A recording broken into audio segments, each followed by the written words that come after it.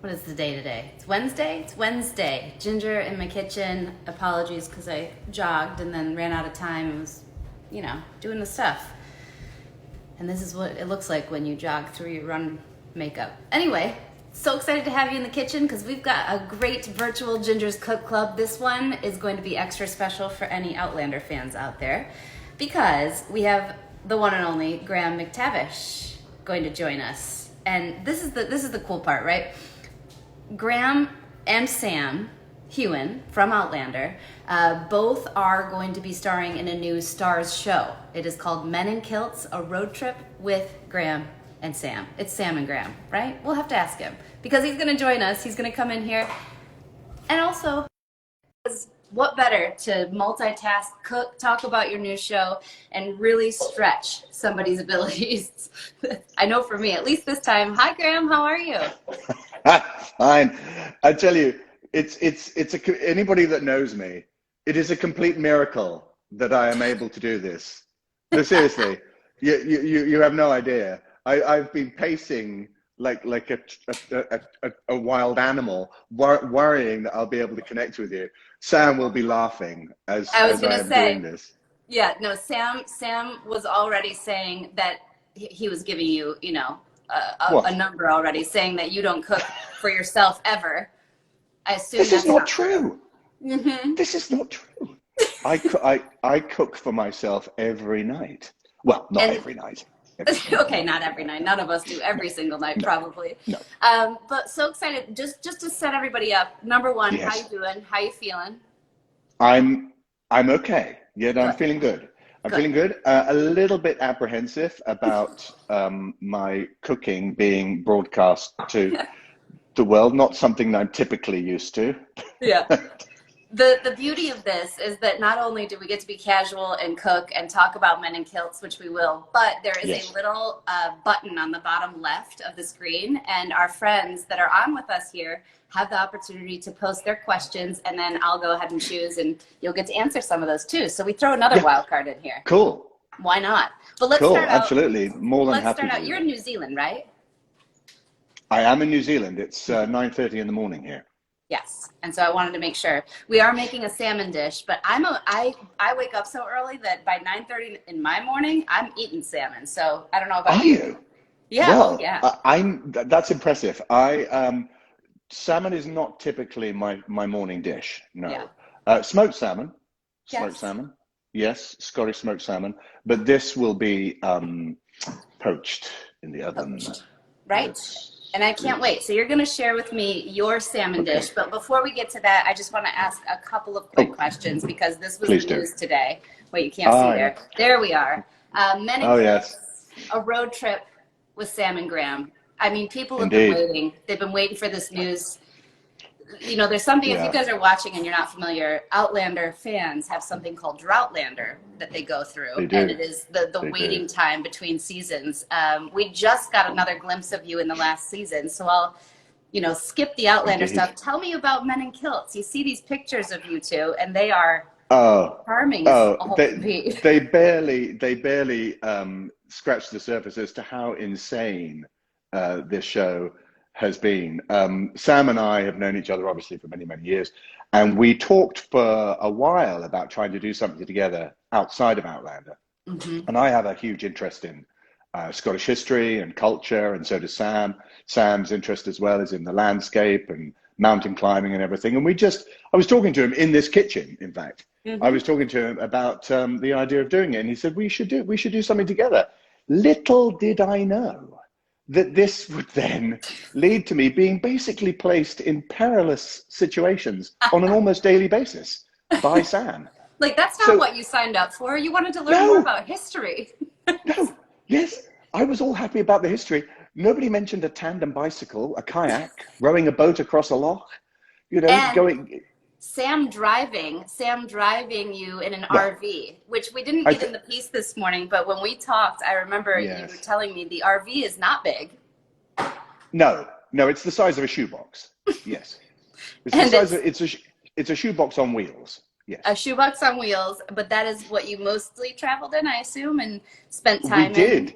We did, and really to describe what Sam was doing as driving is really stretching the definition of that word. It was more that he was present in the driving seat while I was white knuckle gripping the dashboard, hoping that he wasn't going to kill us. He crashed the gears so many times. I'm amazed that we didn't actually have to change out the entire engine. It wasn't automatic? No, no. Oh, no, no. No. Remember the first time we got in the van, I was feeling a little the worse for wear. We'd had a bit of a night before, and Sam was at that night before, but he seemed fine. He was very, very perky, and he said, "Oh, I'll drive." And of course, I assumed that he had driven one of these things before. That I assumed that he was familiar with stick shift. Yeah. No. So that then why not? Why not? You probably were in some rolling hills and really challenging terrain too. Oh, roads that were so narrow you could barely thread a needle through them. They were. Yeah. I'm surprised Stars let you guys do that. It was really a lot of fun. Yeah. So men and kilts. Yeah. Well, we tried to keep that quiet. Yeah, okay. They didn't get it until they saw the GoPro footage later, and they were like, "Oh no!" Exactly.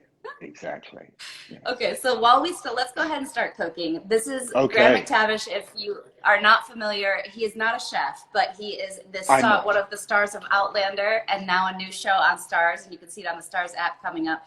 I think it's really important for people to know you're not a chef, but I think this is a dish that I would make regularly too. Tell me how you're going to do it and what we're making. Okay, it's salmon. It's poached salmon.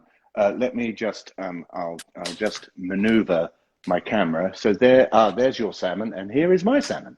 There's my salmon, and this is New Zealand salmon, alpine salmon. So I get this from the local fish shop. So what I'm doing, it's so simple. Even I can do it. You just get the salmon, put it in some tin foil.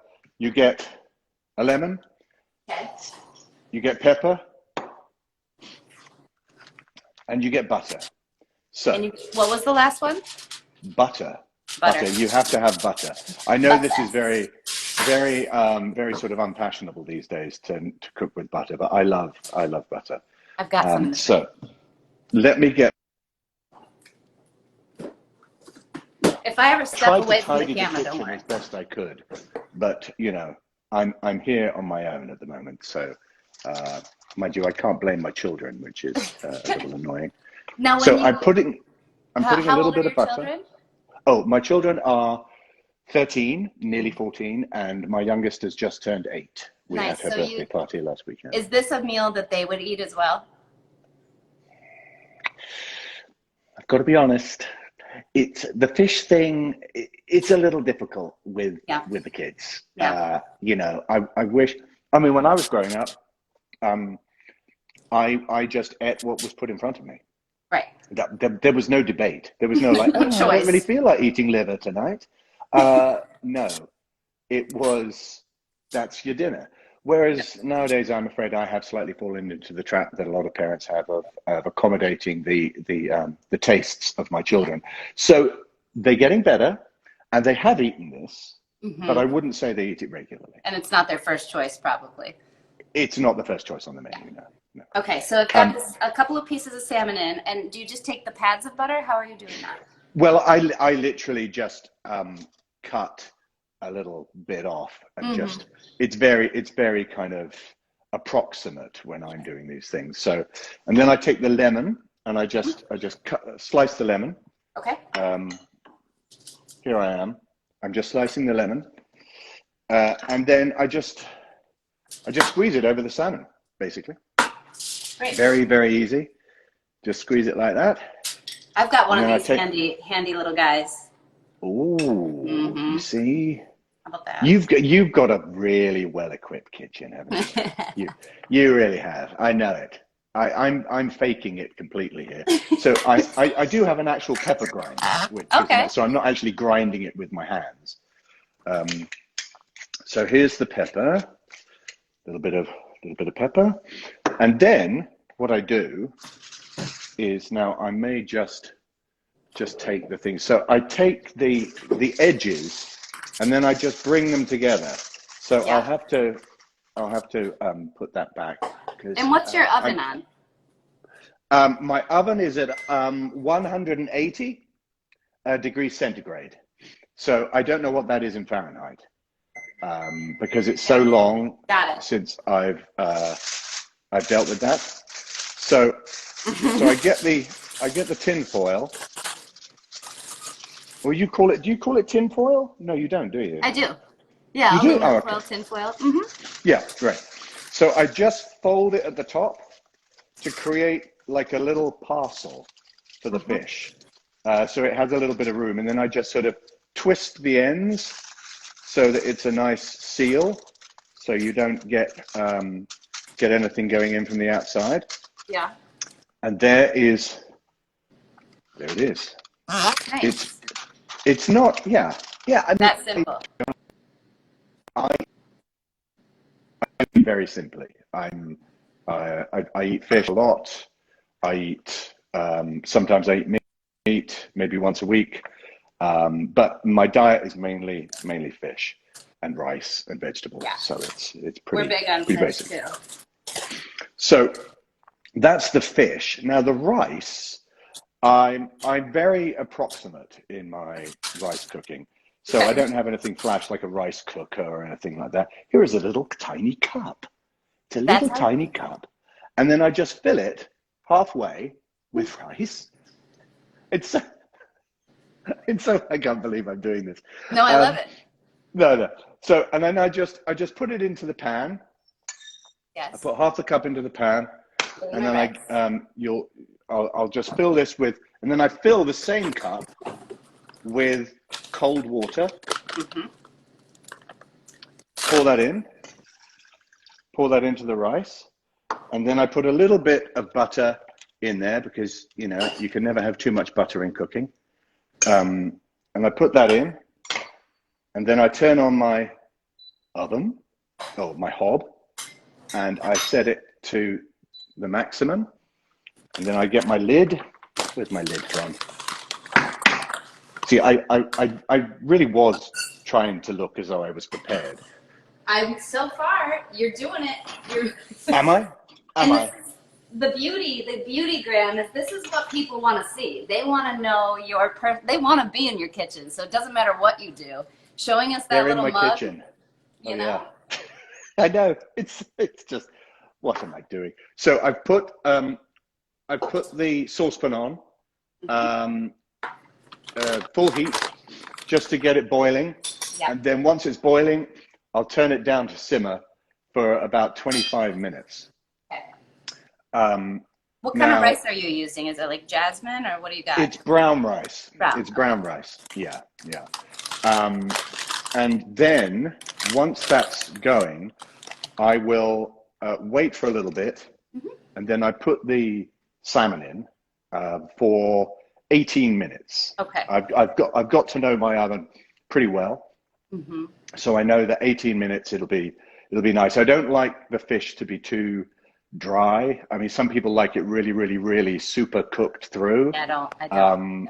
I like it to have that moist quality to it, so that you can really taste the fish, and so it's 18 minutes seems to do it for me. And then the only other thing missing at the moment is just some broccoli, and all I do is, there's the broccoli, beautifully presented in my white bowl here. It's lovely. Oh look, there you go.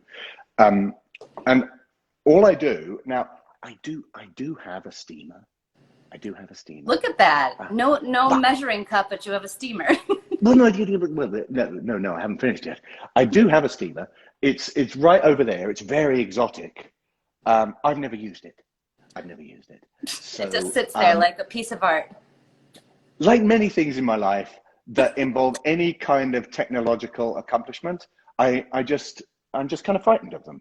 So instead, I'm just going to boil some water in a pan, and then I'm going to put the broccoli in for about 4 minutes.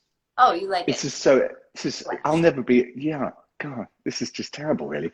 Okay, I'm going to put some water in there, Here you go. It's not terrible. This is all we No, want in our no. life. Yeah, yeah. Well, listen, it tastes good. It tastes So, good. That's Graham, while you're filling that up, I'll start doing a couple of the questions, if that's all right with you. yes, please do. We've got one here from Al. What is your favorite place in Scotland? Maybe something that you saw on the show. Oh gosh, honestly, I get asked this question a lot, and it's very hard. It's very hard to pick one. Of the places that Sam and I went to, oh gosh, I mean, we went to some amazing castles. I have to be honest. Cawdor Castle, Castle Leard, which is the Mackenzie Castle. Oh, Obviously, that I one. feel That one. So all of it. We stopped at a couple of them on my tour when I did the show, and obviously because I'm very into the show, it meant even more. But just the structures themselves, even if you had no attachment to the show, are astonishing. Unreal. Yeah. Astonishing. That one in particular, one of the things I loved about it is the approach to the castle, Castle Leard, is just beautiful. Yeah. Absolutely beautiful. Tree lined, and you turn a corner and there's this extraordinary, there are three, now Sam will correct me on this, but I believe they were holly trees. Okay. Maybe. Anyway, they were planted. Is he quite the arborist? Is that why? Is he? Yeah, he's the nature guy. They were planted by Mary de Guise, who was Mary Queen of Scots' mother. Okay. Those trees were planted, and one of them is in the front of the castle, and it's dead now. But what's happened to it is that it's completely white. It looks like the Whomping Willow from Harry Potter. How beautiful. It's unbelievable. And there's one that is still surviving, and it's been there for 500 or 600 years. Yeah. And those things alone, the entrance to the castle. So if you do get the chance, it's near Inverness. If you get the chance, that is a castle well worth visiting. Certainly worth it. It's beautiful. And would you say, I don't know if you saw this morning or earlier today, I cooked with Sam, and it's like the last thing. You don't want him to be so perfect, but I'm going to tell you, that guy like layered a dessert like he had been doing it his whole life. And I was like, stop it. Yes. I mean, seriously, stop it. I can't bear it. He's literally morphing into Jamie Fraser, who is just perfect at everything apart from winking. And what's the other thing he can't do? I don't know. Tap dance? Something. Yeah. There are literally two things that Jamie Fraser can't do, whereas the rest of us mere mortals, so he was layering a dessert. I hate him. He was layering, and I'm telling you, it was to the point where he held his up after I held mine up. I was very proud. I thought it looked all right. His looked like someone else made it and handed it to him. That's how good it looked. But I watched him make it, so. Wow. Yeah. Wow. So and what's really annoying is when he spoke to me about this, he said, "Oh yeah, mate, yeah, I don't know. I don't really know what I'm going to do. I'll just hope for the best." And it's typical Sam. Yes. Are you going to get another cameo on the new season, Carol? Going for the questions. Wow. Well, I can't comment on anything. So my life now, especially, this has been going on for the last few years now. Anything that you do as an actor these days, it seems, you can never speak about until it comes out. So you're constantly signing non-disclosure agreements, and they probably have cameras in this room now, just making sure that I don't comment on anything. So there are 2 or 3 things that I have in the pipeline that I can't speak about, and it's very odd. It's a very sort of strange kind of secretive world. I would say so. And then you have, but the nice part is you do have a show you can talk about today, and that is Men in Kilts, which is great. Absolutely. I know that. Yes. Tell me when I'm supposed to put my salmon in the oven. You can cut me off anytime, but we'll just ask a couple more questions because people are so happy to have you with us. I should be paying attention to the timing. So the rice is now simmering. So it's been simmering for about 20. So it'll be 25 minutes. Yeah. Sometimes with the rice. So let me just work out the timing. 25, so 5, I'm going to put the salmon in about 7 minutes. Yeah. Okay, good. Then we have some good question time. That's great. Because there's some really fun ones in here, I see. Oh, good. Let's see. There's so many great ones. Oh, how about, I just went past it though. Someone said just Ghost Dougal with a question mark. Ghost Dougal. You never know. He's the kind of person that would return as a ghost. Yes. What have you been reading during this isolation time, and what books Oh, have I've you been read, reading or a what lot. book? Yeah, I'm reading a lot. I'm reading at the moment. I'm reading about Vikings. I'm a Vikings. big history buff, so I love anything to do with history. And Vikings, the world of the Viking, obviously impacted hugely on Scotland as well, because they occupied the western side of Scotland, the Western Isles, Shetland as well, Orkney, the Caithness, which is that bit right at the top, up until around, I think, about the 15th century. So they were there for a very long time. The Danes, as they were Yeah. called. In fact, most of them were actually from Norway. But yeah, so I'm reading all about that. It's fascinating. It's absolutely fascinating how they impacted the lives of so many people.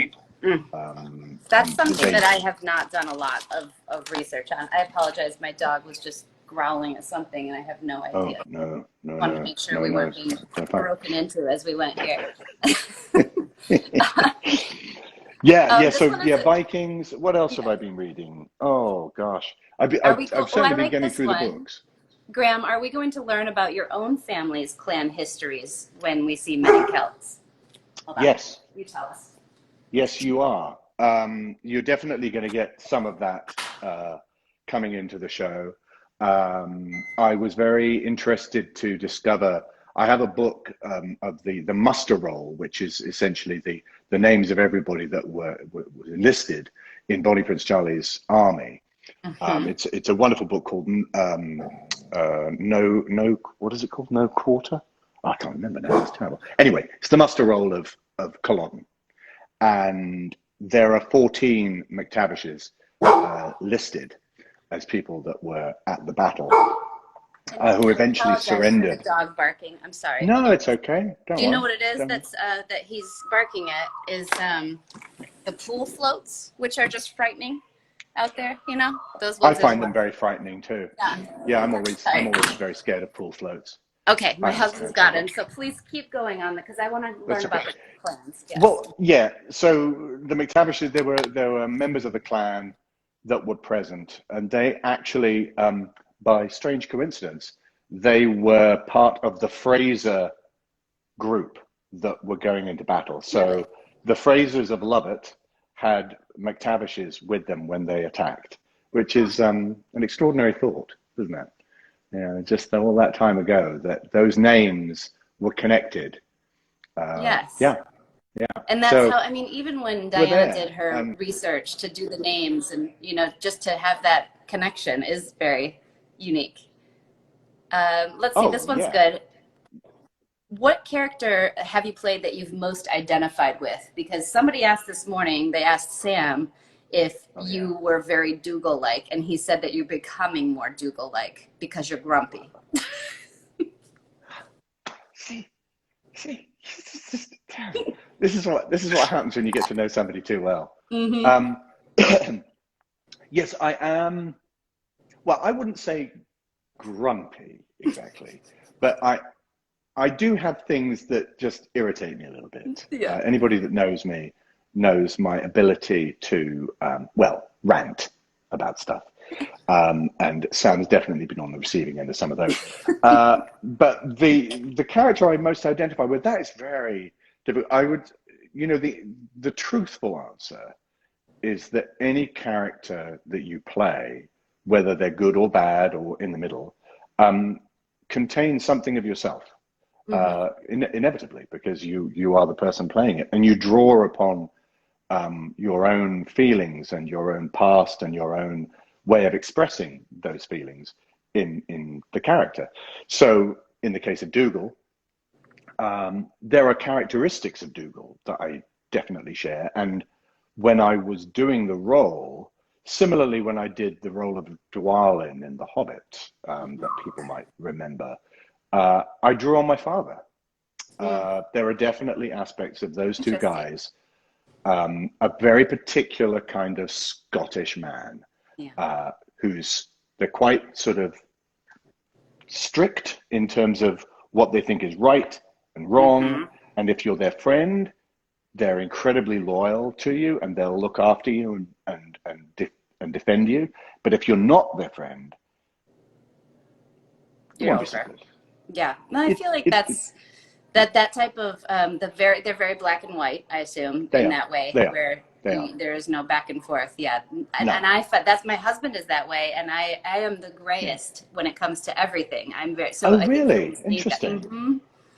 Yeah. He kind of gives me those boundaries. I've learned a lot on how to be that way. But yeah, I'm very intolerant of certain kinds of behavior, rudeness, bad manners. Just things that are kind of old-fashioned, I suppose. I mean, I am old-fashioned in quite a lot of ways. Like they're very much like my father because, my father was born in 1922. And he fought in the Second World War, and his own father was born during the Victorian era. And I met my grandfather, so I have a direct link of only just my grandparents who were Victorians. So there's some of that I still carry around with me in a way that perhaps somebody who's younger than me, like Sam, doesn't. So yeah. How was it punching Richard Rankin? It was so great. It was so great. Sometimes I just punched him when we weren't even filming, just to keep my hand in. I'm gonna put the salmon in the oven now. Okay, I'm doing it too. As we put the salmon in the oven, I asked all the actors there when I was there, but I thought that the Gaelic language is different than what you speak. So was that difficult? Was it fun to practice? Tell us about that experience. Yes. Now in Scots it's Gaelic. In Irish it's Gaelic. Apologize. I always need to correct people on that one. No, please I'm very picky. I'm very picky. Should be. No, it was difficult.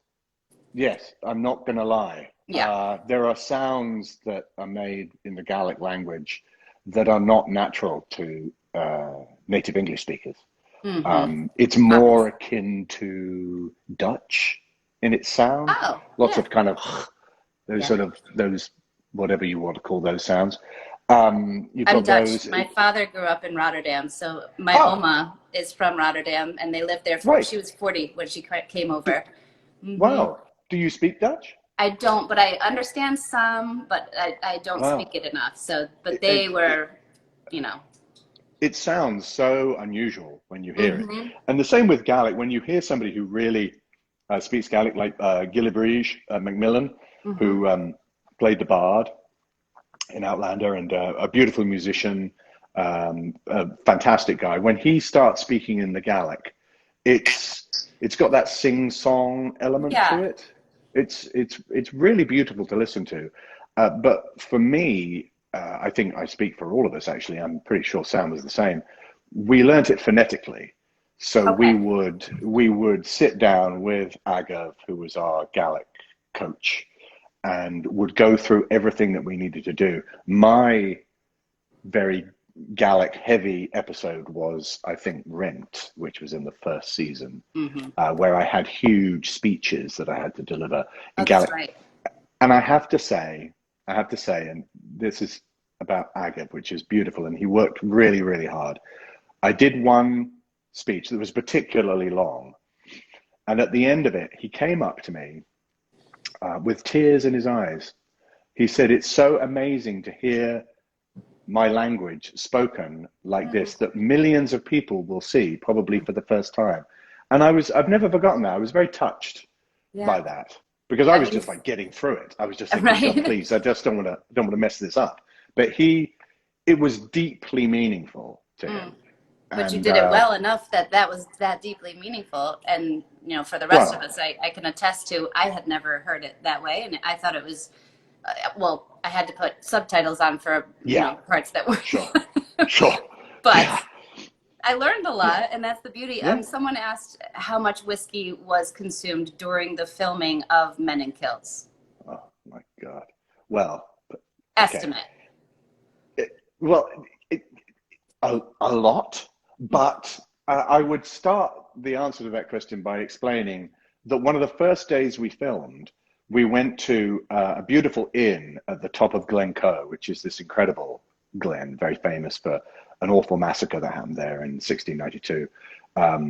And we were there doing all our filming, and we went to this pub at 9 in the morning, 9 in the morning, Hmm. and they had a chap from the Scottish Malt Whisky Society there doing a tasting for us of Uh-oh. 6 different malt whiskies. Yeah. 9 in the morning. I was Yeah. So destroyed. I I was bet. destroyed. But delicious though. Oh, so Good. good. Yeah, so we drank a lot of whiskey. Yeah, yeah. And Sam, I liked this when we spoke. We didn't get to share it in the piece either, and you kind of alluded to it earlier. You said that he also has this habit of just being. He'll wake up after that long day or night when you are just so hungover and ravished, and he's like, "Good Oh, no. morning." He's like a Springer Spaniel. Similar coloring. Just really deeply annoying when you have a Yeah, hangover that you're around somebody for whom it seems to have had no effect whatsoever. He'll have a cup of coffee and he's good to go. He's that's got right. No so much coffee energy, necessary. Sam. Uh, I'm just getting the lid to this. yes, please. And I was told also, someone reminded me here that I was to ask Mm. you about Duncan Lacroix cooking for you. Oh, yes, Duncan. Yes, Duncan Lacroix is, he's, yes, no, and no. He's a wonderful man, a wonderful man. And he very kindly joined us for the first day that we were, well, the night before we started, he was at the hotel. Okay. And that explains why I was in such a bad way the next day. Uh, His fault. entirely, entirely. I mean, Duncan's come on holiday. Duncan and I have had sort of bro weekends together. When we were filming Hmm. Outlander, we would go to different European cities and have a sort of lovely weekend of eating great food. And he's the most delightful company. Very funny, very, very funny man. But between him and Sam, I was somewhat left behind in terms Yeah. of the drinking. You've got to be honest. It was tough. It was tough. But Duncan was great, and you'll see him in the show. He And makes an Duncan appearance. is basically your chef because now I see Sam Heughan maybe with us on this live. Oh, for God's sake! Can he not just leave me alone? He's it's oh dear. What I'm not even going to read anything that he says because it will just enrage me. I didn't see Okay. the comments because I've been so focused on the stories and making sure I got to the questions. And then I saw one of the questions said, "I hope you realize Sam's here trolling Graham in the comments." Trolling. Yes. That's going to be my new name for him. The Yeah. Ginger Troll. Yes. Said nobody else ever, right? Uh, so far, the salmon's beginning to smell like in a Yeah. good way, Yep. not in a bad way. Yes. Yes, in a good And I way. believe Yes. Yes. my rice is going to be done a little sooner because I have a sushi rice that the kids really love. Oh, yeah. My rice, I have to be honest, my rice, yeah, it takes a little bit longer, and no, but it's cool. It's cool. It'll be No, great. And then listen, we've got, if you're okay with time, I'm good here because I love asking the questions. And it's so fun because yeah, yeah, this type of interaction, the ability to have, not only to be personal and be in someone's kitchen, it just allows you to kind of lay back and in a 3-minute interview on TV or a 2-minute, oh, I know, you totally. can't get into it. And I love to have these No, conversations where we actually get a no, chance to learn about you and about, everything we want to do. So do you yes. have, let's see, do you have a favorite Scotch whiskey or favorite Scotch?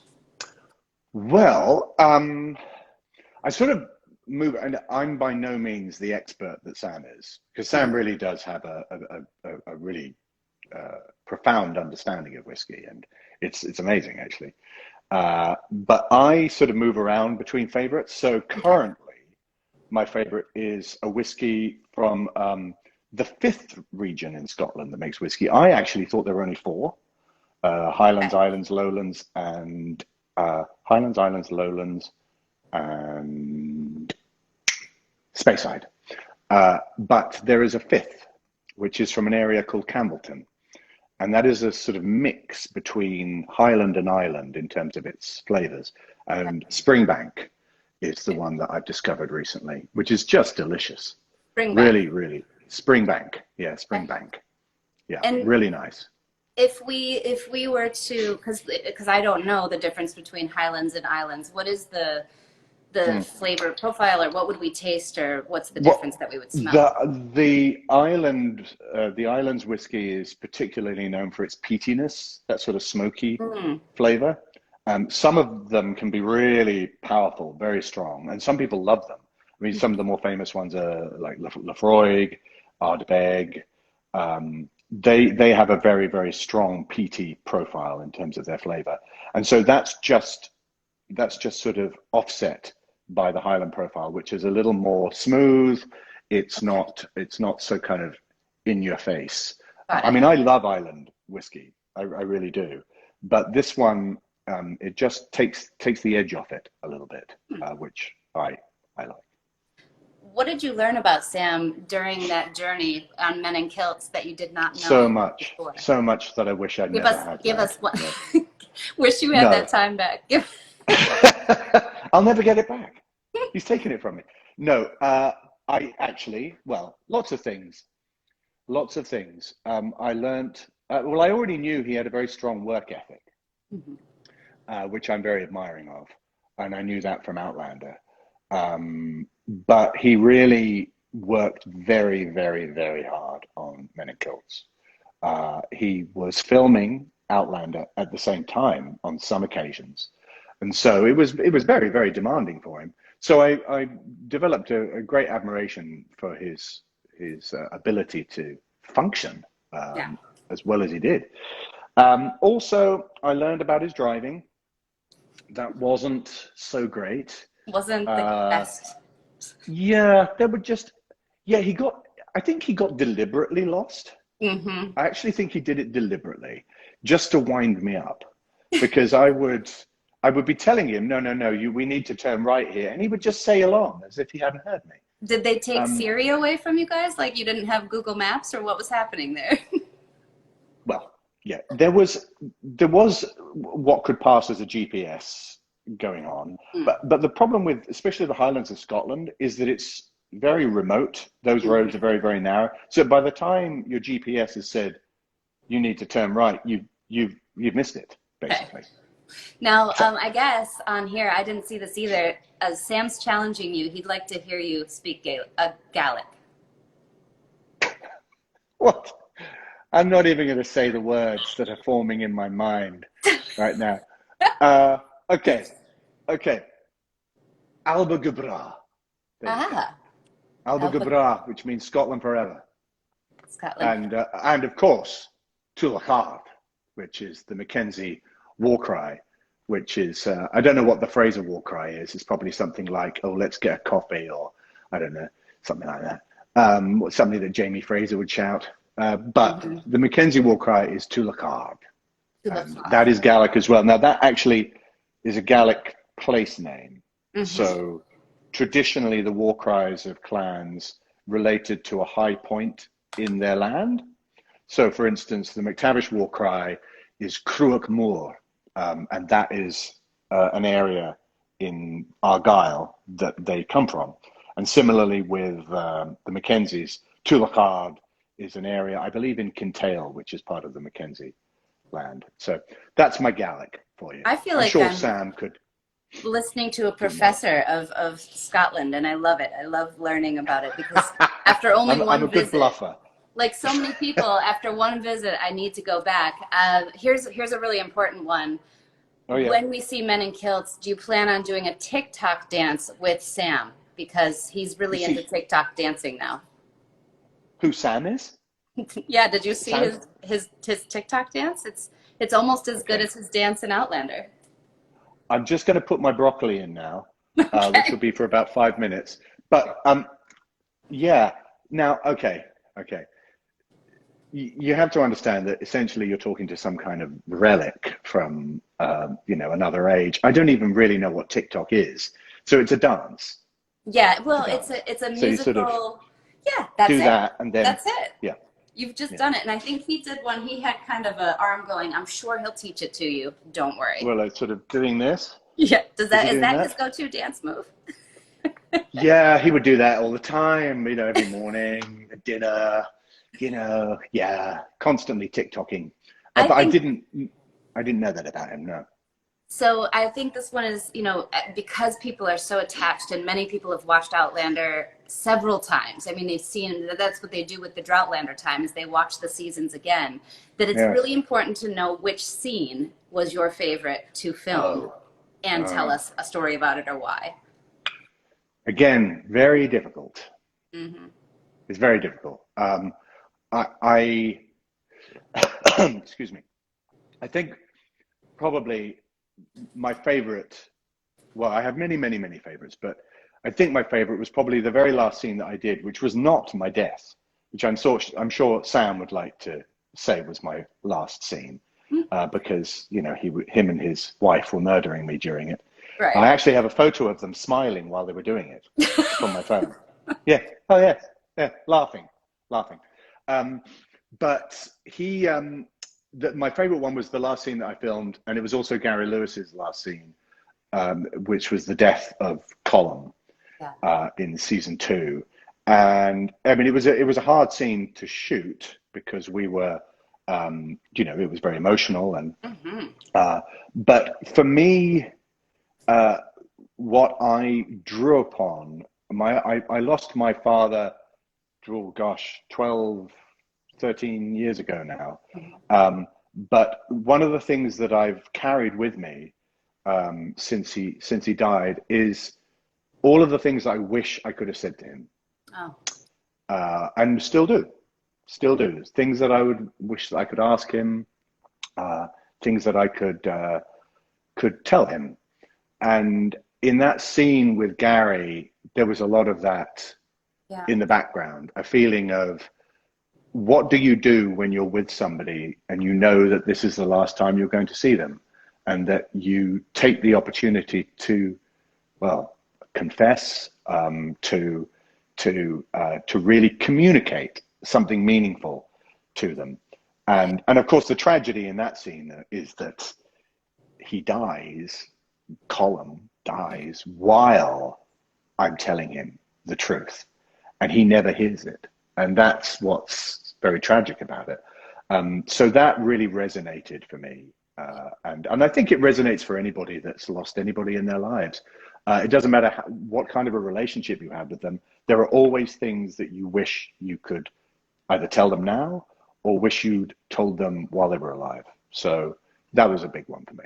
Yeah. I think that's a great lesson to keep in our lives too, to remain open and Absolutely able to have that discourse, even if we're in if there is a part of our relationship. I think about that with my father often. Like, I need to have more. You need to have more. Don't put it off. It's actually one of the things that I've really enjoyed about, enjoyed maybe, but found during the period that we've been going through with the quarantining and the lockdown, is that it's made me connect more with certain people than I had been up till then. Even members of my own family, my brother and sister, friends, and you really feel the value of it. It's and the slowdown, right? I mean, I'm sure just like all of us, we were running, traveling, doing all this, and then when the world stops you from doing that, it really turns you inward and makes you not just cook at home, but to do a lot. I know my pieces of salmon are smaller, so I'm assuming mine are going to be done soon. Yeah, mine are just done now. Okay, so I'm turning that off. I'm going to bring it out of the oven. Let me find my glove. Oh yeah, that's hot. Yep. Oh, there we go. And I do have one more It question. looks exactly the same as when it went in, of course, because it's still in the foil. It has been cooking, honestly. Can you see the questions here on the bottom? Are you able to see? Oh, yes. Sam said he doesn't know how. Oh, gosh, it's going so fast. No, you can't I'm see so the hungry. questions. So no, this question, No. who would win, Dougal or Dwalin? Am I saying that wrong? Yeah, people I love love the asking this question. question. Um, well, Dwalin's got a very low center of gravity. So being a dwarf, very strong, very powerful, very tenacious. Hmm. It depends. In a fair fight, Dwalin would probably win, but I don't think Dougal Would be would fair. let it be a fair fight. So this is my salmon. Oh, wow. How's Oh, that look? yours looks so much better than mine. Hold on. Okay, let me show you mine. Let me show Yes, you please. mine. Okay. Can you see it? Yes. There you go. Oh yeah, no, you've There it got is. more time. There you go. So it's I'm gonna check on the rice. I'm gonna just hold on. Let me get my colander. I can't believe I'm doing this at this Graham, time in the that's morning. very This is good. I usually sear and then break off. I have not done this with like the simplicity of this poaching. This is really delicious. oh good, good. Oh, I'm really glad. That's great. That's great. I'm just turning off the oven. So I'm Oh, gonna get my plate. yeah, me too. Yeah, it's all Here's the pretty. plate. Listen, I love eating delicious food at restaurants and everything like that. I wish I was the guy that could just have this array of ingredients and I'm just sort of throwing things in and everything. But I'm just, I mean, I've been cooking all my life, Yeah. university and all the rest of it. But uh, I was never a sort of chef. Who cooked most in your family growing up? Oh, well, my mother. Your mother. It was a very traditional Mm-hmm. family. Mm-hmm. My father, and these, as I say, were people that were born in the 1920s. Mm-hmm. My father, I'm just trying to dish this up without making a complete mess of it. Oh, yes, and I have made a complete mess of it. There you go. Super. Marvelous. Great. I'm just going to put that in the bin. That's No, fine. in our house, my dad was, there had to be meat with Got every it. meal, Mm-hmm. and it had to be visible. So you had to be able to see the meat. The piece So of when meat. my Yeah. mother gently started introducing things like spaghetti bolognese, Mm-hmm. which was, when I was growing up, people didn't eat that kind of food. That type of meal only Mm-hmm. came in probably the early 70s. Right. That moussaka, things like that. My dad would be very suspicious of those meals because you couldn't properly see the meat. It was all just blended together. So he would get a little bit like, where's the meat? Yeah. But he got over it because my mum was a great cook. But, She was a great cook. Every meal she made, just effortlessly delicious. I have to say, I took it completely for granted. I just thought, oh, another wonderful meal. sure. Not realizing, of course, that my mother had probably been preparing it all afternoon. Mm-hmm. When I think of what my mother did, here's the rice. When I think what my mother did on a daily basis, Mm-hmm. astonishing. It And is, she didn't right? have a car. She couldn't drive, my mother. So I'm just dishing the rice up here. Yes, Here's please. my rice. Here we go. Looks Whoop. good. Oh God, lots of steam. Yeah, she couldn't drive, so she had to walk everywhere or get the bus. Mm-hmm. So I remember we would walk like 2 miles to the shops to get food. But yeah, I mean that's just what life was like. It And wasn't. would you say that you had a favorite dish growing up, or maybe like a memory of a favorite dish, kind of coming home and Well, saying, yeah, I have to say, I just mentioned actually moussaka. Her moussaka was amazing. It had double cream in it as part of "Oh yeah, the topping. Oh, it was so good. That, and if that was followed by her apple crumble, her homemade apple crumble. Oh, wow. Oh, just so Yeah. good. Yeah, there's lots and lots of things I miss about my mother, and having dinner with her is one of them. Yeah. But so this is my, I'm just going to make this look a little better because mine's falling apart a little bit, but it does look pretty good. And I'm just going to turn the fish over so that it's, there you go. All right, so there is mine. Nice. That was beautiful. Well, it's not bad. It's not bad. It's not bad. I think I'm just going to test the broccoli. Okay. And you don't Yeah. put anything on the broccoli really to season? I know. I'm not a big seasoner. My kids love putting salt on everything. I've never been a big salt guy. But I mean, nothing on the broccoli. I've got butter, obviously, on the rice. There's pepper, butter, and lemon on the fish. And I probably maybe just grind a little bit more pepper on there as well. I think Sam said Philistine? Philistine? You called me a Philistine? Philistine. So insulting. So insulting. Philistine. Goodness me, that's rich coming from him. Good God. Right. And here it was, just mispronouncing it all. No. Yeah. Yes, well, all I can say is I look forward to the day that Sam cooks me dinner. Yeah. I'm not going to hold my breath.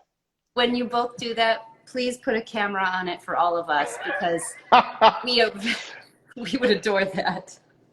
I will. Graham, this has been so fun, and the best part has been listening to your stories and hearing from you, learning about your family, and especially just getting everyone more and more excited about Men in Kilts. I know thank you. It's going to be available on Stars and the Stars app, and that's going to happen sometime this year, we know, right?